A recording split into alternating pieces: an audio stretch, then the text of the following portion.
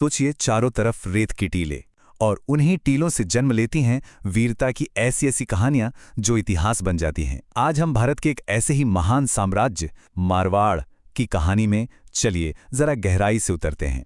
अच्छा, किसी भी कहानी को अगर समझना हो ना तो शुरुआत उसके नाम से करनी चाहिए। मारवाड़, ये नाम आया है संस्कृत के दो शब्दों से, मरु और वार।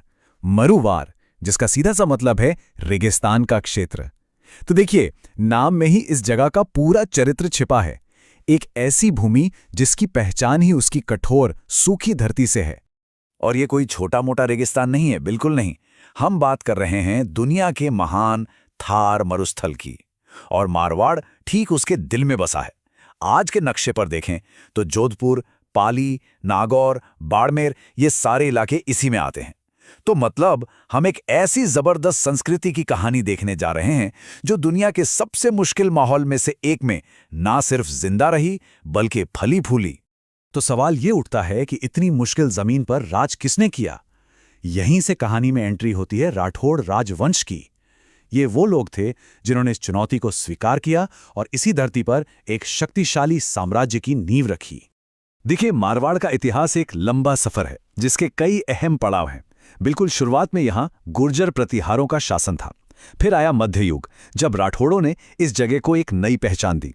इसके बाद मुगलों और फिर अंग्रेजों के साथ इनके रिश्ते बने और बिगड़े, जिन्होंने इसके भविष्य को एक नया आकार दिया।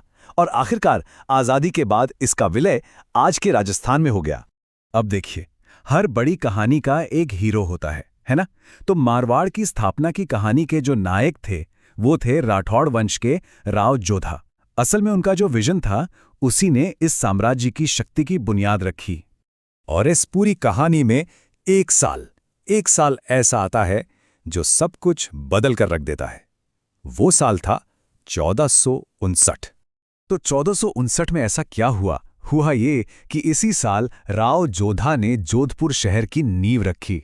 और सिर्फ शहर ही नहीं बल्कि उस मशहूर मेहरानगढ़ किले का निर्माण भी शुरू करवाया। एक ऐसा किला जो आने वाली कई सदियों तक मारवाड़ का दिल और उसकी ताकत का सबसे बड़ा सिंबल बना।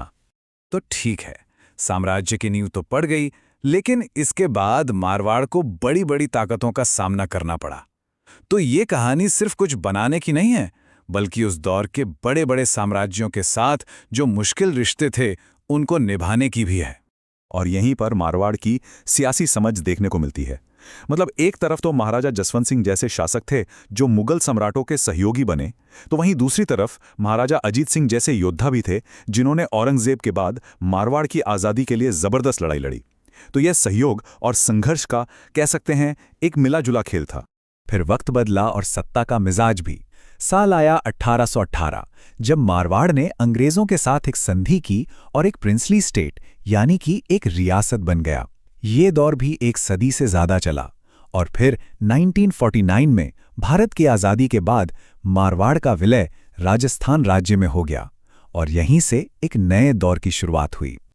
लेकिन रुकिए, मारवाड़ की कहानी सिर्फ किलों, लड़ाइयों और संधियों की नहीं है। बिल्कुल नहीं। इसका जो असली खजाना है ना, वो है इसकी संस्कृति। एक ऐसी संस्कृति जो आज भी जिंदा है। और क्या कमाल की संस्कृति है। एक तरफ घूमर और कालबेलिया जैसे जोशीले लोक नृत्य हैं, तो दूसरी तरफ मांड गायन की वो रूहानी धुनें जो सीधे दिल में उतर जाती हैं।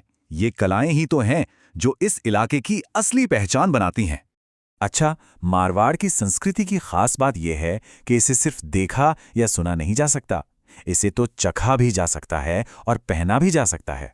सोचिए जरा, दाल बाटी चूरमा का वो जायका, या फिर पुरुषों के सर पर शान से बंधी पगड़ी और महिलाओं की ओढ़नी, ये सब मारवाड़ की एक अलग ही पहचान है।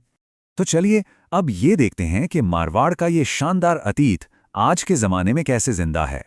कहा जाता है कि मारवाड़ का इतिहास वीरता, बलिदान और गौरव की गाथाओं से भरा है, और ये बात बिल्कुल सही है। ये सिर्फ पत्थरों या इमारतों का इतिहास नहीं है, ये तो उन कहानियों का इतिहास है जिनमें हिम्मत है, त्याग है और गर्व है।